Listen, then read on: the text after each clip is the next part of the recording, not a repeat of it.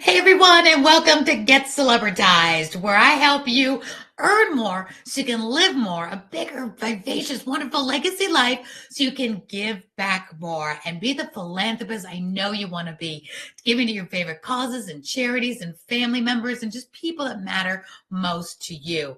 And on this show, I'm your host, Rhea McGarry, and I help you by bringing you amazing people that you need to meet because they're doing amazing things. And so I'm always hoping they inspire you to live your bigger, best life ever. And today is a very special day because I love when I can bring on nonprofits and people that have stories that have led them to doing amazing, great work. So today I have Tiffany Jones. Now, hang on to your hat. She is the founder of Patchworks Inc. She's a breast cancer thriver, high school teacher, but she's an adventurer. And she is the spirited founder of Patchwork Inc., which is a nonprofit organization with a mission as grand as the mountains.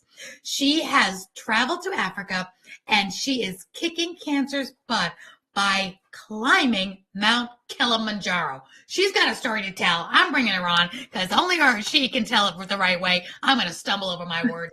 Tiffany, welcome to the show. Oh, thank you, Aurea. It's so good to be here. I appreciate you. Amazing to have you here. You know, as a cancer thriver myself, when I had cancer, they removed half of both my lungs and my thymus and disconnected half my diaphragm, took out my vocal cord, told me never speak again. And that was an obstacle in itself, just talking. You have been through cancer in your family, you've had it, and you're climbing Mount Kilimanjaro. So let's talk about what started this wonderful journey that you have, not just to climb the biggest freestanding mountain, I think, in the world, but doing it for a great cause. Oh, thank you. Yeah, that is, oh my goodness. I know. And honestly, if you would have told me like 3 years ago that this is what I would be doing, I would definitely have not believed you. Right. It started with my mom. It started with my mom passed away in January of 2022. And I was crushed. I had lost my dad to cancer about 4 years before that. And then losing my mom was my best friend. And, I had been their caretaker, both my mom and my dad, as they went through cancer. And I just, I saw how it affected all of us, right? It is that as a caretaker of my parents, like the effect it had was so strong. Mm-hmm. And the devastation I felt losing her was the deepest, darkest place I've ever been, really. Tiffany, you and I have kind of known each other from the different social media apps and kind of in passing. And that's how you ended up, here on my show. And I didn't know that about you, that your mom had passed away until I read your bio. And you're talking my language. My mom was the same way. My best friend, that person that was the closest to me. And I lost her to cancer, when she was just about to hit 60 and I was in my young 30s. It's definitely a life-changing moment when somebody that close to you, that is that special to you, then you lose them sometimes very quickly to that cancer diagnosis. So what happened? Yeah. So exactly. I mean, it was just right. And it's, and I feel like you really don't know it until you know it. Right. Mm-hmm. And that's where I found myself. And I was, I was online, I was in Clubhouse, I was doing all these things on social media and getting to know people, networking with people around the world, amazing things. And I had met a man, Sean Swarner, who brings people to Africa every year to climb Kilimanjaro, people that have been affected by cancer. And he and I had been kind of working together for the past couple of years, and he knew my mom, and he would say, "Oh, Tiffany, you and your mom will come to Africa someday." And, I'm a 51-year-old mom of two, and I live in Maine. On a plane. Sure. Right. Exactly. Yeah. No problem. Yeah. And, at this time, I didn't even have a job. Right. I was kind of. This during the pandemic? You said 2020? It was 2022. So, it was before, yes, during the pandemic. I left teaching in 2019, and I wanted to go create an online business. Okay. And that's how I met Sean and Clubhouse, et cetera. Gotcha. And so anyway, so yeah, I would say, yeah, someday, Sean, right? Like, yeah, that's a someday thing. Someday's not a day of the week. No, You know that. exactly. Well, exactly. And that is, that's what really hit me, was losing my mom, that realization that it really isn't, and that we can't say someday forever. You just And can't. that's on your website. I love that. We can't say someday forever. Good for you. I really like that saying. It's even better than someday's not a day of the week, because we really have to realize, gotta live our legacy today. Today. This is it, right? This is it. Exactly. And it was just so pronounced for me. It was so clear. And yeah, it was in a business group, accountability group, and they had a challenge at the end to come up with a big, hairy, audacious goal, right? What's the biggest thing you could do? If anything was possible, what's something you would do in 90 days? And I'm competitive. And I had, this has all happened. And I had, I had Sean's voice in the back of my head. And so I said, you know what? I'm going to climb Kilimanjaro. No, wait a minute. The average person doesn't just come up, I think I'll climb Kilimanjaro. Had you been thinking about this? Was this like a lifetime goal? Because that's not something I would come up with on the top of my head. I'd be thinking, I want to go to the Oscars, I want to walk through a carpet, in Hollywood, something like that. You're like, let's climb Kilimanjaro. So was that a thought you had before? Now you're saying, now I'm going to do it? So, I mean, not really, to be completely honest. Of course not. Sean had been telling me about his trips to Africa. Okay. I knew him, and I knew that this was happening, right? I knew that he brought people affected by cancer to Kilimanjaro. And so, but I had never thought it would really happen. Okay. That was something that that's where the thought came from. He's doing it, and I'm like, Right, exactly. And so all of a sudden, they had asked me to come up with a goal. I was like in this place, and I was like, I'm competitive.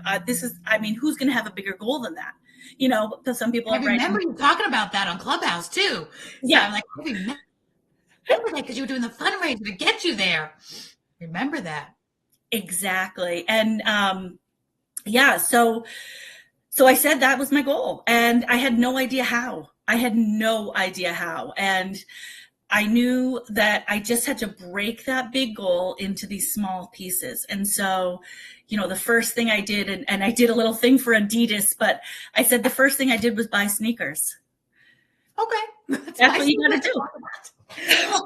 I love, Tiffany, that it wasn't about the how yet. When you come up with a big, hairy, audacious goal, it's about the goal. It's about the dream. The how to make it happen comes later, but you got to come up with, what is it you would do? If money were no object, if limits were no limits, what is it?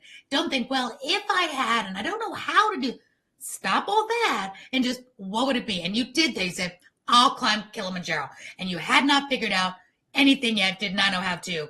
And then you came up with step one, let's buy sneakers. Okay. Precisely. That was it, right? That was literally it. So I bought the sneakers. I joined a gym. I hadn't even been going to the gym, right? That's step two, join the gym. Now you have to get in shape. You probably weren't even in shape for this. Were you an avid runner? Were you like doing marathons? Okay. So none of that.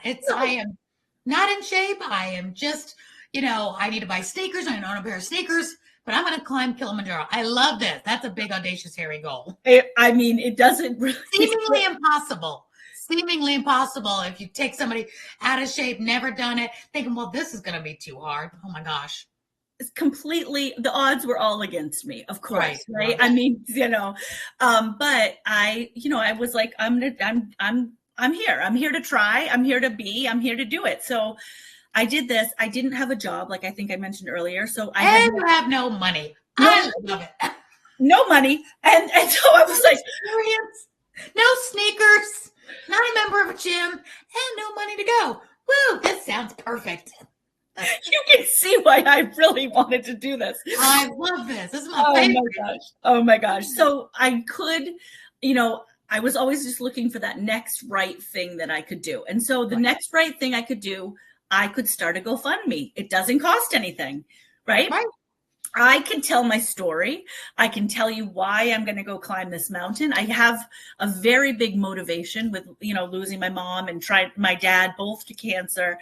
I just didn't want cancer to win, right? It had taken so much from me, and I was just so passionate about doing this to really give a voice. Cancer's butt. And I love your tag. Climb the Kilimanjaro to kick cancer's butt. Good for you. And now you're getting all the steps together, though, Tiffany, as we fast forward.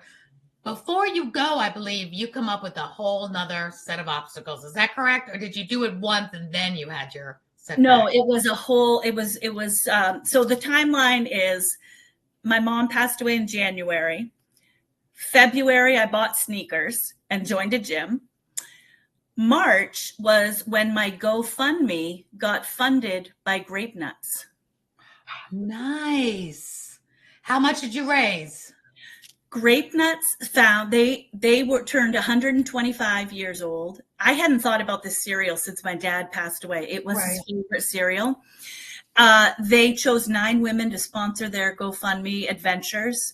I got $12,500 from Grape Nuts. Wow, good for you. Again, didn't even have that when you made the goal, but just putting everything in motion, you never know. You never know. Now you've got the Grape Nuts sponsorship. Now what happens? So now I have to go, right? I mean, now it was like, oh my gosh, now I have the money and I'm sponsored. Now I really have to do this. Scary. April 1st, I go in and have a mammogram and find out that I have breast cancer. Oh my gosh. That was April. Yeah. We have to marinate in that for a second. You want to do this in memory of your mom and dad. Kick cancer's butt. You're getting everything together. You're feeling the fear. You're doing it anyway. You don't know how. You just make the goal. You make the decision.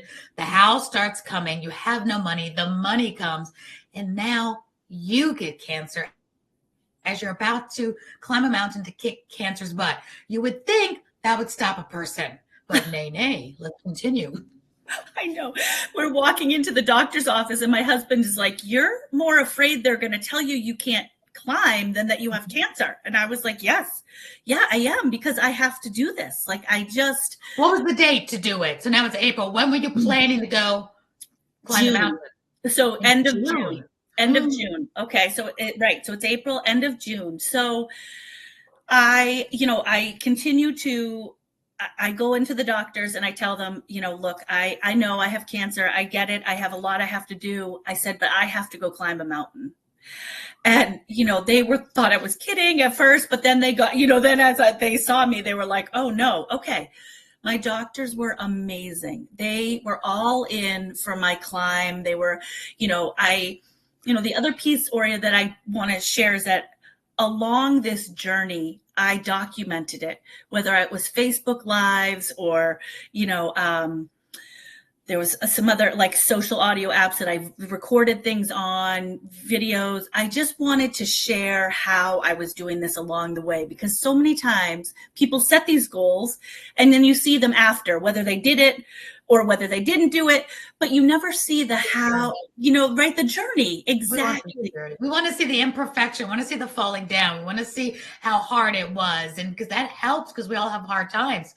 So when you see your doctor's great, because I've had cancer, and I know when you get diagnosed with cancer, my mom had cancer, my brother had cancer. I'm with you. We have the same story almost. And it is immediate action. They throw you, whether it's into surgery to get out what they can sometimes, and they throw you into chemo or radiation. I mean, we do it now. There is no time to waste. Are you saying they didn't do that and let you climb, or did you have to have all that and then you climbed? Either way, it's wow. So we kind of set it up so that I had a lumpectomy. I had a surgery the beginning of June. So the first week of June, I had surgery. The last week of June, I flew out to Africa. And then I was slated to do all the other things when I got back in August. So it's in August, because you went on to have the double mastectomy and chemo and radiation, right? When I got back, yeah. All right, so here you are. There's cancer in your body, and we know that takes a toll in itself, and you're not at peak, optimal health. Right. or you haven't been training, you're not a marathon runner, you get this big hairy idea in January and February, it's not like you want to, even run a marathon. It's you want to go to a different continent, climb the highest freestanding mountain in the world, which has obstacles of its own with the altitude. You've got to be in good shape. I can't even imagine this. So how on earth did you go and did you reach the summit? Tell us about what happened now. You just had a lumpectomy. There's still cancer in your body because they have not gotten rid of it. And you're about to do something that the most healthiest person cannot achieve on a good day. Yeah, exactly. And so so I did. I flew out to Africa, and again, that was huge for me. I'd never, flown to another country by myself, right? As a woman, like you're traveling, Oh, you went alone?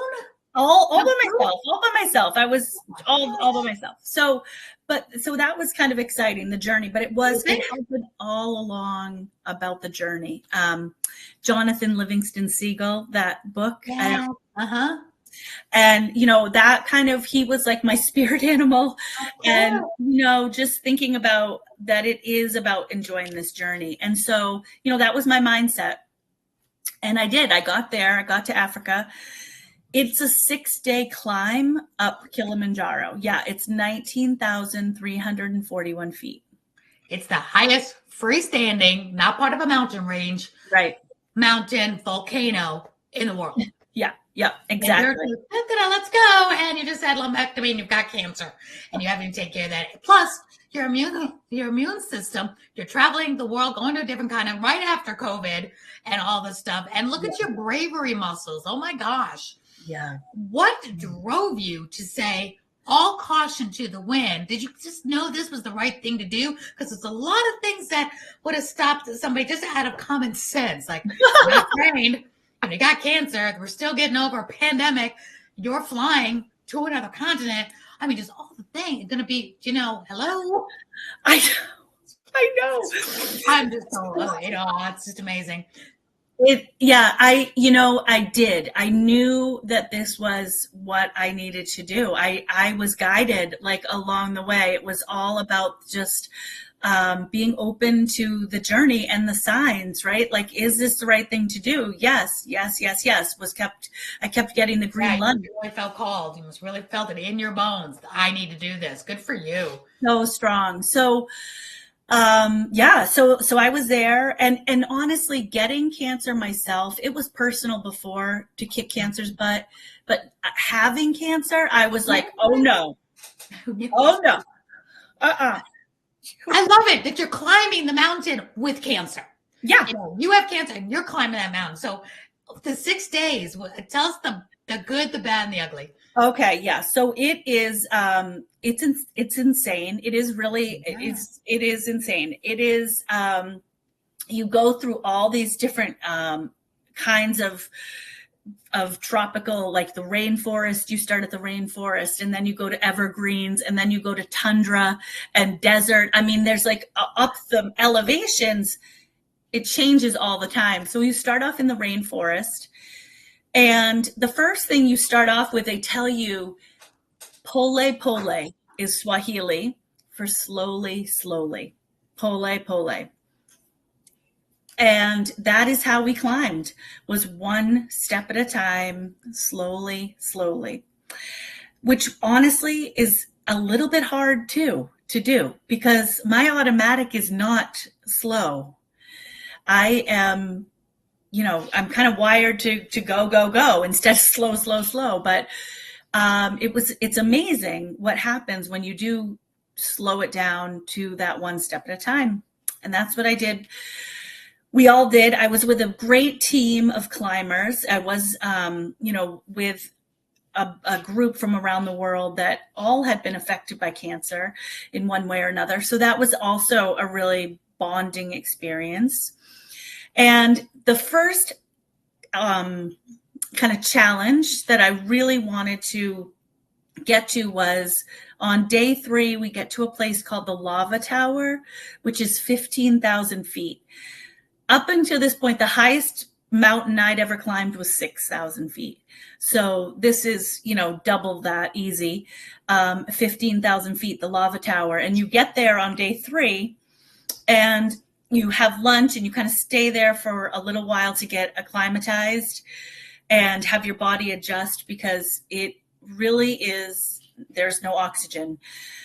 And then you hike back down to sleep that night, right? So you go up and you let your body acclimatize, and then you go back down to sleep. Do you wear an oxygen mask? Because you said there's no oxygen. No, I mean, there is some. Oh, it is just thin. It is very thin. Yeah. Okay. So yeah, no, you don't wear a mask, but it is thin. It is really, you're affected by it. So you just feel very heavy. Okay. I felt very heavy. And it's a steep walk, because I read that you don't need mountain climbing gear to do Kilimanjaro, but I know it's got the elevation. Now you're talking about all these different climates you have to go through, and you can't descend too fast or you could die. So it's not an easy thing. It is dangerous, but you're saying one step at a time. Is it, like I said, like climbing a steep hill and just for days? Is that about as hard as it gets, besides the climate, of course? Yeah. So yes, most of it is that, and most of it is just kind of climbing, like a steep hill. Yeah, it is definitely like that. And there's all kinds of trails to get up to Kilimanjaro. So, you can kind of pick your poison, if you will. Okay. So the most dangerous thing about it is the elements, the lack of oxygen, the altitude in your body. Is that correct? But there's not picking and hiking and swinging on ropes and. Well, so that was day 4. That was day 4.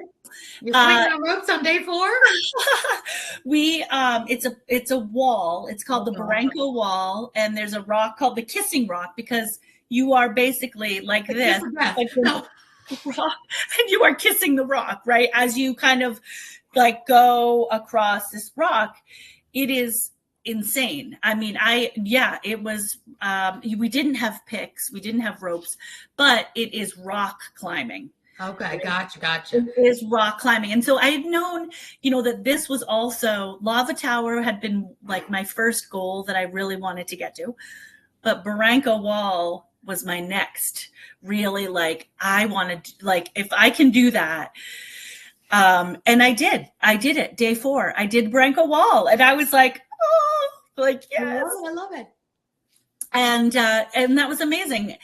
After that, the trail gets really dusty. It's like Mars. It's like silt and rocks, and it's slick, kind of, right? It's like this dusty silt, and I slipped and fell,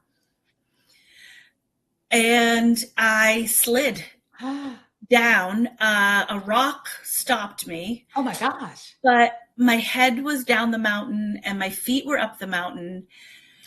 And I looked at the summit and I was like, I don't want to die. I didn't come here to die on this mountain. I mean, there is like a helicopter pad below me. There is like, that was day 4. The next day, my team was going to get to base camp and then summit. But I just realized, I looked at the summit and I realized, I don't want to die. I did not come here to die. And I want to walk off this mountain on my own 2 feet. Yeah. I don't want someone to fly me down. I don't want, and they did, my team, we had, guides, etc. They would have carried me. If I needed to go, they would have carried me to the top. I mean, as it was, they carried me to my tent that night. I have like black and blue marks on my arms where they literally carried me to my tent, but I couldn't breathe. I was like dehydrated. I just was, my body would not do it. My body was not. Listen to your body is very important. So what happened? So that was day 4. You made it. There was one more summit to get to. That was the top. Yeah. And so so I had to make the decision to go down. Mm-hmm. And I did. And, I was in tears. I was a mess. Felt so bad. You feel like you let everybody down. I felt like, all these emotions, but I really also felt a strange peace, because I did do so much. Okay. I did so much, or like I really beat all the odds. And as I was walking down, my mom, as close as we were also very different. Mm-hmm. She was very gentle and, oh, everything's as, you're right where you're supposed to be, Tiffany. And I'm like, well, I'm like, go, go, go. Like I'm a bull in a china shop. And she was just like, oh, and it would, sometimes we were like oil and water that way. But my mom's voice came to me. I heard her clear as day as I was walking down the mountain. And she said, Tiffany, sometimes it's stronger to be gentle than to fight. Ooh, that's good. Yeah.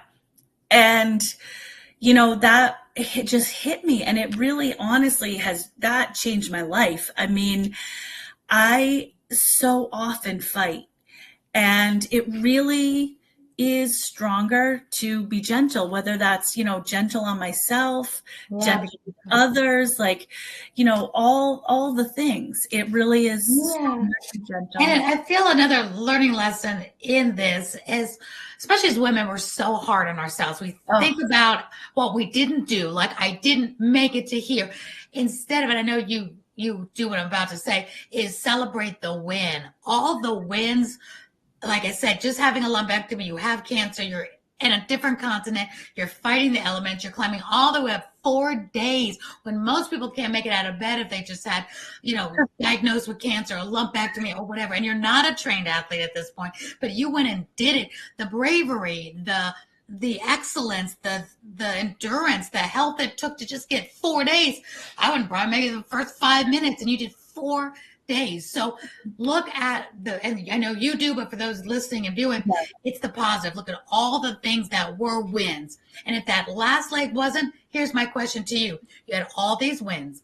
You came back and you kicked cancer's butt. We'll talk about that in a second, because that was on your horizon. You had to come back down, then now go through kicking cancer's butt on your own body.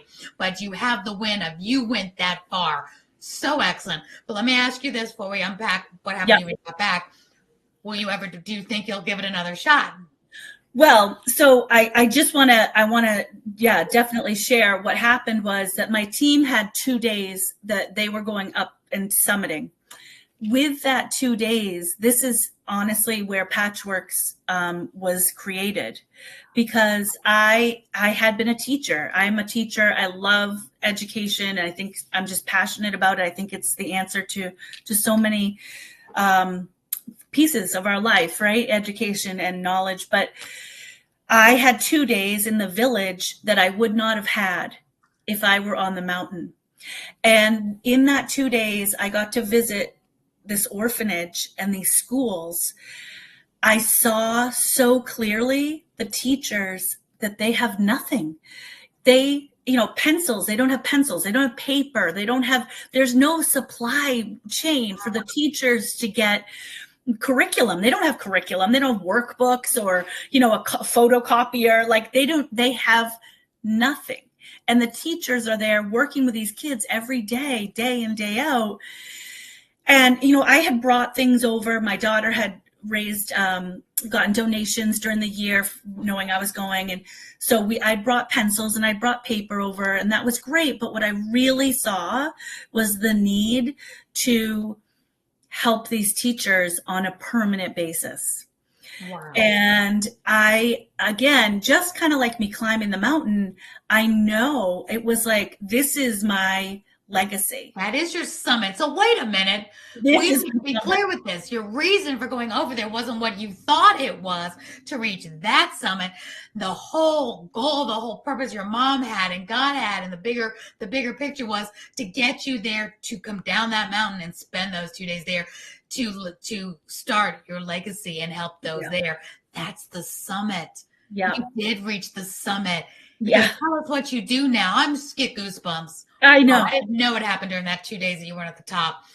That was the reason you were there. There's no losing any part of this scenario. You started Patchworks. Tell us what it is, how we can help, because that was birthed at that moment. There's your summit. Yeah. Oh, 100%. Wow. And I mean, I'm just so grateful. I mean, now one of my favorite songs is God Bless This Broken Road That Led Me Straight to You. Yeah. And that's my story. Like, I had no idea that what was meant to be, but God bless my broken road. And I love you're so open because you always say yes. I mean, you could have said no to that. Oh, I got cancer, can't go now. So many things could have stopped you, but you went, and it wasn't about reaching the top of the mountain. It was about reaching those children, those teachers. Yeah. God knew your heart for teaching, and children put you just exactly where he wanted you to be at the exact right time. What looked like a defeat was actually the biggest win that could possibly happen, because reaching the top of that mountain would have been woo, but you would have never met those kids and those teachers. And exactly. And wow. So I met, I was there, I saw this, I connected with the place that we were staying is called Springlands Resort. It's in Moshi, Tanzania, which is the town that Kilimanjaro is in. Okay. And I connected there with a nonprofit there called Zara. And they have Zara Charities. It's this woman who's in Moshi who's done amazing work in Tanzania. And I saw the opportunity. I never thought I would get to go to Africa, let alone go help kids. And you said it right at the beginning, Oria, like, we all want to be that servant. We all want to give. We all want to help. And like, it is the reason that I want to make money is because I want to give, right? I mean, that is more, give more. Earn more, give more. That is, I love that so much. And that is my purpose. And so the fact that I got to be there and meet these kids, talk with these teachers, and see this, I said, I want to bring other people here. Mm-hmm. So what do you do now? Let's talk real quick about what do you do now? Yeah. How can we help, and what now has happened by being there? Because I think this is such a great cause. I want everybody to know what you do, what you need, and how we can help. Okay, amazing. Yeah. So what I do, Patchworks Inc. Is an organization. We're nonprofit. I just got my 501c3. I'm like, so excited. We bring people and we bring supplies over to Tanzania to uplift the teachers and the community. So we do 10-day trips, which is 5 days of service and 5 days of safari. And safari. Yeah. Oh yeah, 100%. So last year was, so this was my mountain climb. Last year was my first year where I brought people back, and I brought my 11-year-old daughter. And, sometimes when you have an idea of what can happen, you don't know, but what we do it, right? Like, I do it. Now we can bring people. I brought people back, and we have this 10-day trips, and they're very affordable, right? It's all inclusive. Yeah, I saw that. It's very affordable, so that real people, like anybody, can actually do it, right? How often do you go? Like, have you gone once now, and you go yearly or quarterly? Yeah. So I go yearly, and so our next trip is June 30th to July 10th, and 2024. Yep, 2024. And so now I am a teacher now, so they kind of will go with that schedule, and I'll go every summer. I mean, my dream is to absolutely have this, grow and become a place where I can go all year round with people. But for now, is that the best time of year, like weather-wise? Is that, because I know the mountain Kilimanjaro could probably be really cold at the top, even though Africa's really hot, right? Yeah, it is. Yeah, there's snow, but it is. It's a beautiful time of year in Africa. It's not too hot. It's actually their winter kind of season, so it's perfect. It's it's like a nice spring. It's warm, but I love that. So people can go to your patchworksinc.com, and well, obviously people that can't go or just don't want to go to Africa can pay for the supplies, can sponsor, can get people, because I see you having teams like every month or every quarter. It doesn't always have you specifically, but sponsoring out troops to go and give us supplies. And what else do you do besides give us supplies? Yeah, so that's awesome. We do supplies. We do a school. We go into the school and we kind of get to see the kids. We brought a parachute last year. We brought tambourines, and we get to play with the kids and really see them. Oh yeah, like a little, in gym class. It was so fun. Anyway, so fun. So we get to do that, but also many of these kids have moms that are single moms that don't have skills, etc. So we are working on building courses for the moms to really get them some skills so that they can be self-sustaining. That's our next programs that we're building is for the moms. I love and it. Yeah, and then we also do a lot of tree planting. There's a whole nursery that we have that's right there that we plant avocado and mango trees. Nice. So that, they can have food, but they can also sell those products. And again, it's all about sustainability and the environment. Then we also do beehives and beehive community. Yep. Up in the Maasai village. So wow. So people can donate to support all of this, or I saw the page that you have there where people can actually join you and go to Tanzania and be a part of the experience. Exactly. And just quick side note, because I do want to, before we wrap up, talk about your battle with cancer, how that all wrapped up, and where you are now. But can people still now get with you to climb the mountain as well? Do you still have that connection so they can either stay below or climb the mountain or do both? Exactly. Yes, 100%. So you can do all those things. Yes, I have a great team of people that are really excited to have people come and climb the mountain if you'd like, but not necessary. And then, the safari is also there. And then there's also a place called Zanzibar, which has beautiful oceans, and we're going to do some ocean cleanup too. So that's just another trip that's evolving with the voluntourism. That's amazing. Good for you. I just so love your story, Tiffany, and how you did that big, hairy, audacious goal, and with none of the hows and none of it made sense. Let's just say that. I always say, make a realistic goal. Make it give it butterflies in your stomach, but it's got to be kind of realistic. Yours was none of that. It was so big, hairy, and audacious. It was like, what? And then you did all of that, and it changed your life. And now you're changing the lives of hundreds of others, kids and teachers and people that will go with you to be able to get. You just started something in motion from one big, audacious, hairy goal that made no sense to anyone except for you. And anybody that would have heard it out of your mouth probably said, you're going to do what and when? And then you get diagnosed with cancer and you think, well, now you can't go, but you went anyway. So before we have to close up, I absolutely just love your story. I hope everybody goes to patchworksinc.com. I'm going to go over there today. Actually, that we're filming it is Giving Tuesday.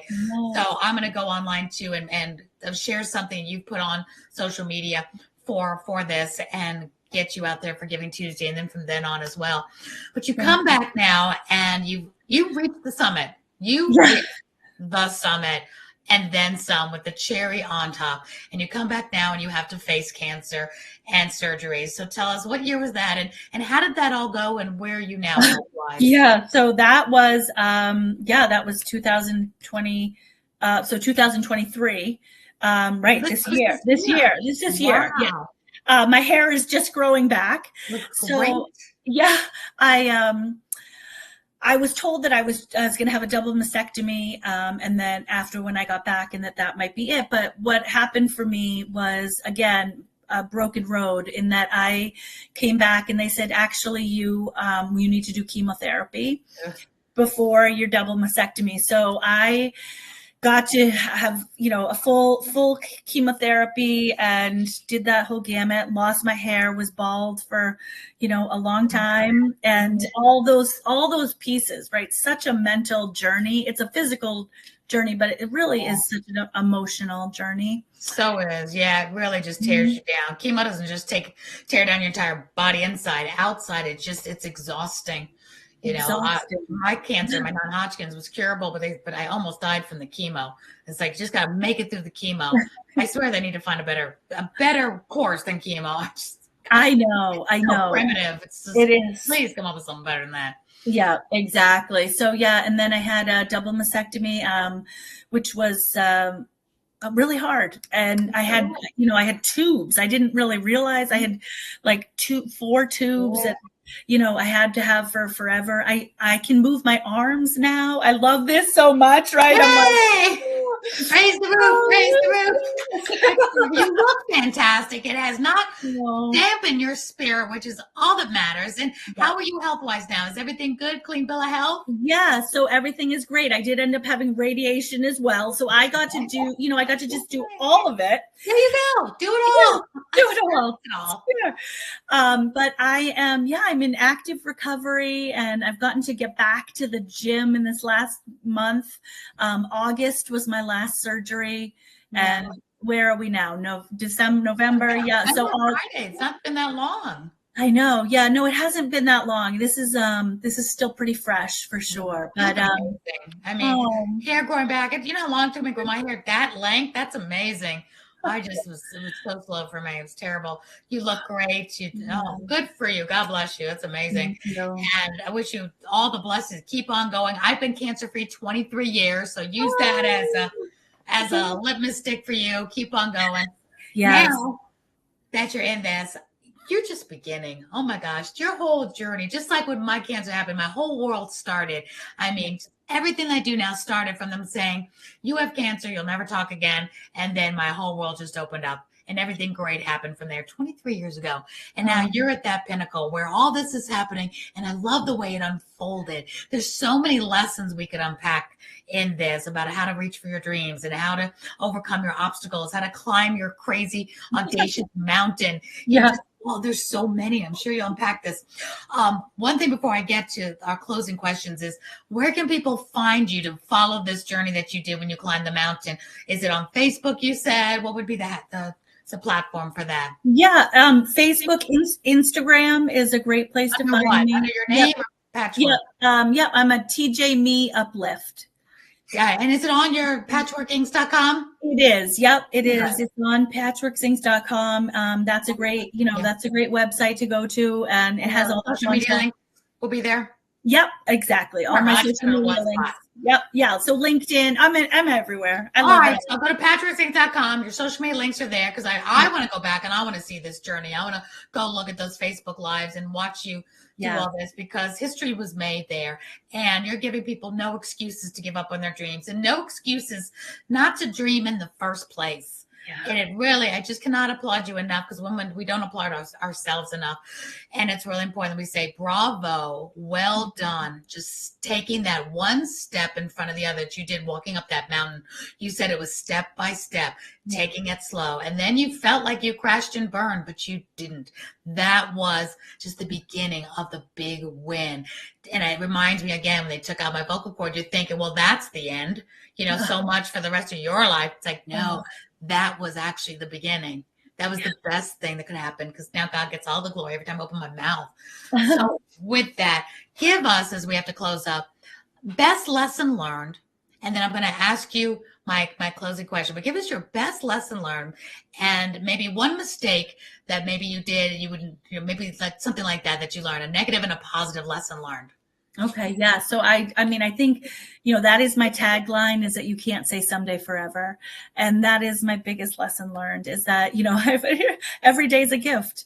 This is it. And, we always can find a reason why to not do something. But we have to try. We have to move forward one step at a time. Don't stop believing. Don't stop believing. Keep those dreams alive. Sounds like a song. I like that. That's great. That's great. Well, good for you. You are the poster child for don't stop believing and never give up and dream big. And I love that, we're so simpatico, because I talk about, live your wildest dream. That little girl and that little boy dream that when people used to come up to you when you're little and pinch your cheek, say, what do you want to be when you grow up? And you, without hesitation, would say astronaut or star or scientist or Pulitzer Prize or whatever you want to win. With before people got you, said, you can't do that. You're not this enough or that enough or smart enough or whatever. And you just took the whole lid off of all of it, saying, why not? So On that note, I love to ask everyone something that's very close to my heart.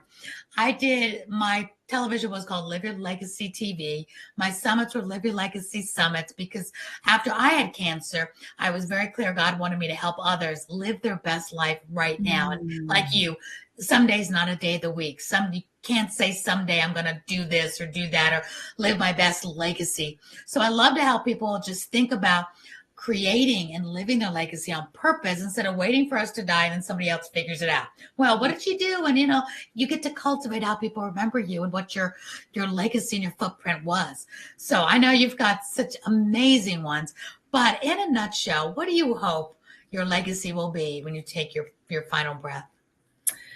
I really hope that my legacy is to uplift. I think that I wanted to uplift myself, and by doing that, I'm uplifting others. And I hope that my legacy is one of giving and uplifting all. I think that's really my hope. Well, you're doing it. And I have to say, part of your legacy is absolutely inspiring people to believe in the unbelievable, in the impossible. And your legacy will live on that. If you can do it, why can't they do it? And there's going to be so many people it's going to outlive your life. They're going to say, remember you hitting that summit and all you did and how you made that your life's mission from those 2 special days that look like defeat, where actually it was the winning summit right there with those children. That's a legacy. Those children and that community and that town and that whole continent is going to be so different because of you and your legacy. So thank you for being brave, because it took huge bravery muscles to get on that plane when all the odds were against you. And I just can't applaud you enough. And I still get goosebumps just thinking about, gosh, that's not something I would have even done. I think I'm a brave person and love adventure, but that's like so beyond when you get that diagnosis of cancer that you're thinking of at that moment. And you did it anyway. Yeah. Good for you. Thank you for inspiring all of us to believe in those big, hairy, audacious, crazy, unbelievable dreams. Yes. You gave everybody no excuse to not believe in their dreams. Believe. Yes. Amen. Amen. Tiffany, I adore you. I want to bring you back on. Today is Giving Tuesday. Probably not when you're watching this, but as we're filming it, today is November 28th. It is Giving Tuesday. So in honor of today, whenever you're watching this or listen to this in podcast world, that you give to your favorite charity or cause. And if you could consider giving to Patchworks Inc., you will change the lives of so many children and so many mothers, single moms, and people in the beautiful, beautiful area of Tanzania. Yes. Yep. Tanzania. Thank you for opening up the world of Kilimanjaro and that beautiful community to all of us over here and around the world that'll be listening to this. Tiffany, thank you so much. Thank you. It was amazing. I really appreciate you so much. Appreciate you. God bless your continued healing journey. I'm just claiming now you are cancer-free. That part of your journey is over. Time to onward and upward. Go up the next mountain. You can do it. And here's to your visit in 2024 in June. Y'all, if you're feeling adventurous, you want to make a difference, get with her at patchworksinc.com and go join her in Tanzania. Go over there, make a difference, and climb a mountain. Why not? I love it. Thank you, Tiffany, so much. Until next time, I'm Maria McGarry from Get Celebritized, hoping and helping you earn more so you can live more, live bigger and audacious, for darn sure, and give back more to the cause and charity and people that matter most to you. And today, in honor of Tiffany, patchworksinc.com, I hope you'll give and support. Thank you, Tiffany. Mwah.